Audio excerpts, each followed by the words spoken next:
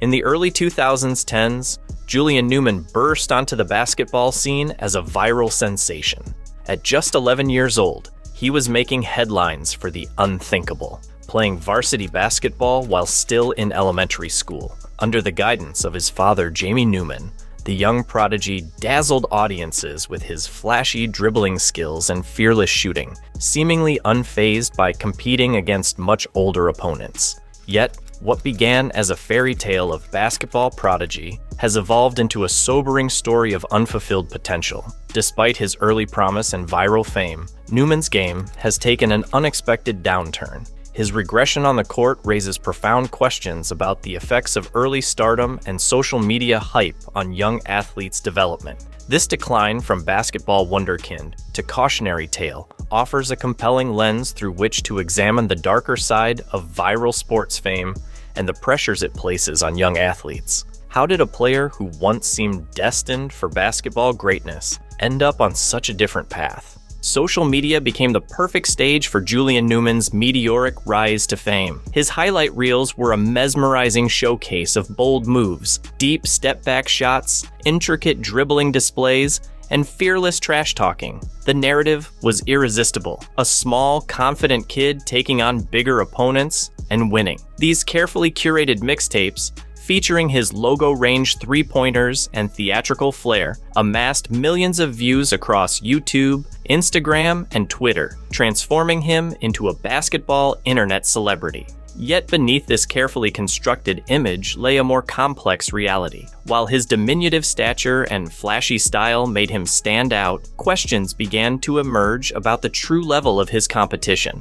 Many of his most viral performances came against unremarkable opponents at smaller schools, creating an inflated perception of his abilities through selective content rather than consistent performance against elite competition. His high school statistics, regularly scoring over 30 points per game, seemed impressive on paper. However, these numbers were achieved in a unique environment, a small private school where his father served as both coach and decision-maker. This setup gave Newman unprecedented freedom on the court, but it came at a cost. Unchecked shot selection and excessive ball dominance became ingrained habits. Critical aspects of his development, efficiency, team play, fundamentals, took a back seat to maintaining his viral persona. Instead of refining his basketball skills, Newman increasingly relied on the showmanship that had originally brought him fame. As Julian Newman faced increasingly skilled competition, the limitations of his game became glaringly apparent. His highlight reel moves, which had dazzled against weaker opponents, proved ineffective when confronting more athletic and talented players. His trademark trash talking, once seen as a sign of unwavering confidence, began to backfire spectacularly. Rather than intimidating opponents, it motivated them to prove a point, often resulting in embarrassing moments that undermined his reputation. Standing at just 5'6", Newman faced significant physical disadvantages in a sport dominated by height and athleticism. Unlike successful smaller guards such as Muggsy Bogues, Nate Robinson, or Chris Clemens, who compensated for their size with exceptional athleticism, basketball IQ, or shooting efficiency, Newman struggled to adapt his game. Instead of developing these crucial compensatory skills, he remained tethered to his familiar style, excessive dribbling, questionable shot selection, and prioritizing individual flair over team play. This failure to evolve proved costly. College recruiters, looking beyond the viral highlights, saw a player whose game had stagnated. Despite his social media fame, coaches couldn't overlook the fundamental flaws: poor shot selection, limited playmaking ability, and minimal team contribution. What remained was a harsh reality: a player whose early promise had been overshadowed by an inability to grow beyond the habits that had initially brought him internet fame. College recruiters' hesitancy to take a chance on Newman spoke volumes. Despite his early acclaim, major programs stayed away from a player who seemed more focused on creating viral moments than developing fundamental basketball skills. The scholarship offers that typically flood in for young basketball prodigies never materialized, and Newman's NBA aspirations began to fade. The role of his father, Jamie Newman, proved pivotal in this trajectory. Rather than prioritizing his son's athletic development, Jamie appeared to double down on Julian's internet fame, launching a reality show and clothing brand.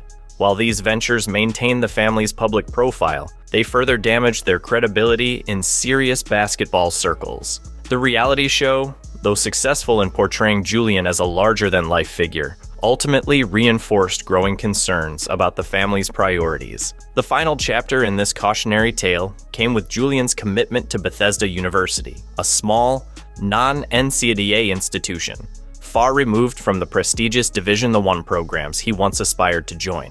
This unexpected turn marked a sobering conclusion to what had started as a promising basketball journey, illustrating the stark difference between social media stardom and genuine athletic development. Despite entering collegiate basketball with his characteristic bravado and claims of 40-point performances, Julian Newman's actual debut season revealed a harsh truth. His first game against Cal State Bakersfield painted a stark picture. In 15 minutes of play, Newman failed to make a single field goal, going 0 for 3 from both the field and three-point range. His only points came from free throws, while his broader contribution was limited to a single assist against 2 turnovers. Adding to the disappointment, Bethesda suffered a crushing 69-point defeat, losing 122-53. His second appearance against Southern Utah showed little improvement. Though Newman played more aggressively in his 15-minute stint, the results were even more concerning. He shot a poor 3 for 12 from the field, missed all 6 three-point attempts, and failed to convert any of his 3 free throws, finishing with just 6 points. Once again, his team endured another significant loss, falling by 53 points. By his third game facing Utah Tech, Newman's playing time had dwindled to just 6 minutes.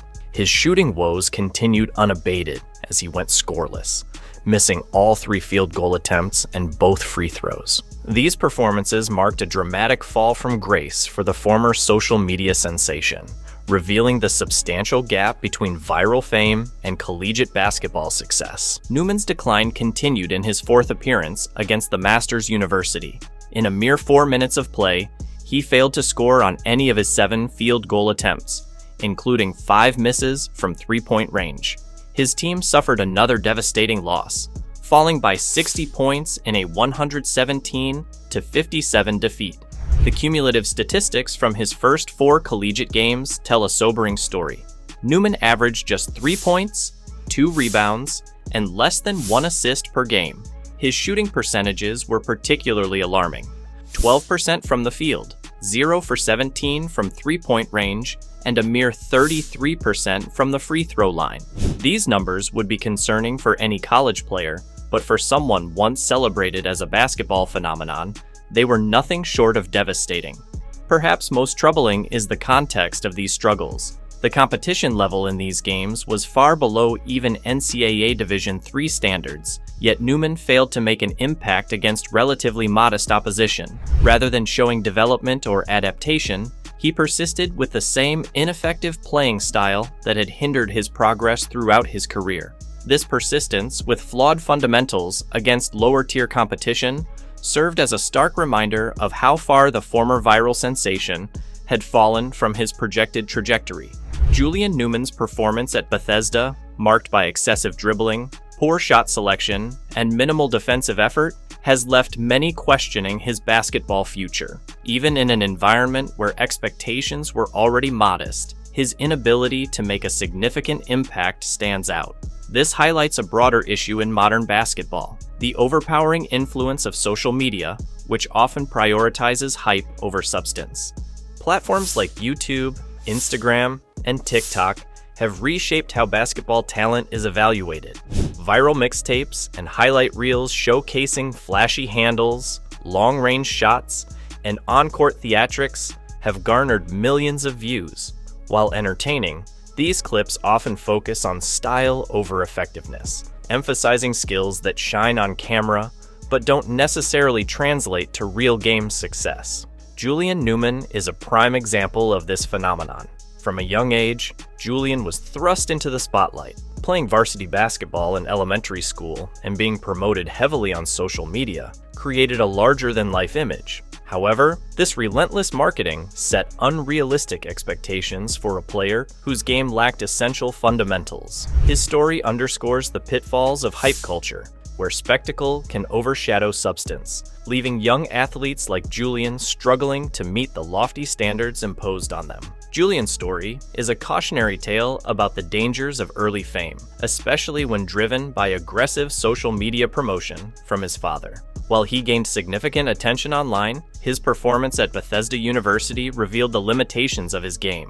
Instead of working on fundamental skills like shot selection, defense, and basketball IQ, Julian continued to rely on the flashy moves that made him an internet sensation. This contrasts with Willie Crime Stopper Carr, another undersized guard who faced similar challenges. While both players gained viral fame for their high school performances, Carr took a different approach. He adapted his game by focusing on fundamentals and efficient play within a structured system. Though Carr didn't make it to the NBA, he successfully built a professional career playing overseas. His story shows how balancing social media attention with genuine skill development can lead to sustainable success. Julian's case highlights a growing concern in basketball: the trend of players gaining opportunities based on their social media following rather than their actual basketball abilities. The core message is simple: while social media fame can open doors, long-term success in basketball still requires dedicated practice, adaptability, and continuous improvement of fundamental skills. The trend of prioritizing social media fame in college basketball recruitment has serious consequences. Many talented, hard-working players who lack online popularity are being overlooked, even though they have the skills and work ethic to make real contributions to their teams. This creates a discouraging environment where genuine talent takes a backseat to internet fame, sending a misleading message about what it takes to succeed in basketball. Julian Newman's struggles in basketball can be traced to three main problems: poor basketball intelligence. While his flashy dribbling moves worked well for social media videos, they proved ineffective against organized defenses at higher levels. Instead of using his ball handling skills to create good shots or help his teammates score, he often forced difficult, low-percentage shots. Physical limitations. Being undersized made it harder for him to compete at higher levels. Lack of proper development. He didn't receive the coaching needed to adapt his game as competition got tougher. His style of play, which focused on creating viral highlights rather than playing effective team basketball, became a major weakness. Unlike successful small guards who excel through smart passing, quick thinking, and good court spacing, Julian stuck to a one-on-one style of play that didn't work well against better competition. At higher levels, where defenses are well organized and mistakes are costly, this approach proved particularly ineffective. The key lesson is that while flashy moves might gain attention online, success in competitive basketball requires solid fundamentals, smart decision-making, and the ability to play within a team system. Julian's inability to adapt became most obvious during his college career. At just 5'6", he faces significant challenges on the basketball court. While other short players like Muggsy Bogues and Earl Boykins succeeded despite their height, they made up for it with exceptional skills, smart play, and incredible effort. Julian, however, lacks the outstanding shooting ability, defensive skills, or court awareness needed to overcome his size disadvantage in college basketball. His height disadvantage creates serious problems. Opponents can easily shoot over him, dominate him near the basket, and exploit his defensive weaknesses. Without finding ways to compensate for these challenges, his size remains a major obstacle to his success. The biggest factor holding Julian back has been the lack of proper coaching, particularly from his father, Jamie Newman. While his father gave him complete freedom on the court, which led to impressive high school statistics and boosted his confidence, this approach ultimately hurt Julian's development as a player. Instead of learning to play team basketball or work on his weaknesses, he continued with his flashy, individual style of play. Most successful players improve through good coaching, discipline, and honest feedback about their performance. Julian never had this guidance. No one held him accountable for taking bad shots, playing poor defense, or refusing to be a team player. This lack of proper development and accountability has severely limited his potential in competitive basketball. The core message is that natural talent and early success aren't enough. Players need proper guidance, willingness to improve, and the ability to adapt their game to succeed at higher levels. Julian Newman's struggles in college basketball at Bethesda University have made his dreams of a professional basketball career seem increasingly unlikely. His performance has fallen well short of expectations, making it hard to imagine him playing in the NBA or even in top international leagues without dramatic improvements in his game. However, Julian might have other opportunities thanks to his social media fame. He could find success in entertainment-focused basketball leagues, which value showmanship over competitive play. These venues might be a better fit for his style and allow him to use his existing popularity. Another option would be to step away from competitive basketball entirely and focus on building his media career. This could include creating basketball-related content, appearing in reality shows, developing the Newman family brand, working as a social media influencer. Julian's journey from internet basketball sensation to struggling college player offers an important lesson. Social media popularity and flashy highlights aren't enough to succeed in serious basketball.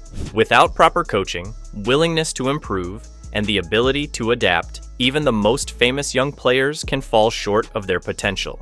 The key takeaway is that while social media fame might open doors initially, long-term success in basketball requires genuine skill development, hard work, and the ability to evolve as a player. Julian's story serves as a warning to young athletes about the importance of focusing on real basketball development rather than just building an online following. Ultimately, Julian's struggles leave one important question. What could his career have looked like with proper focus and guidance? If you enjoyed this video, don't forget to like, subscribe, and click on notification bell. Till next time.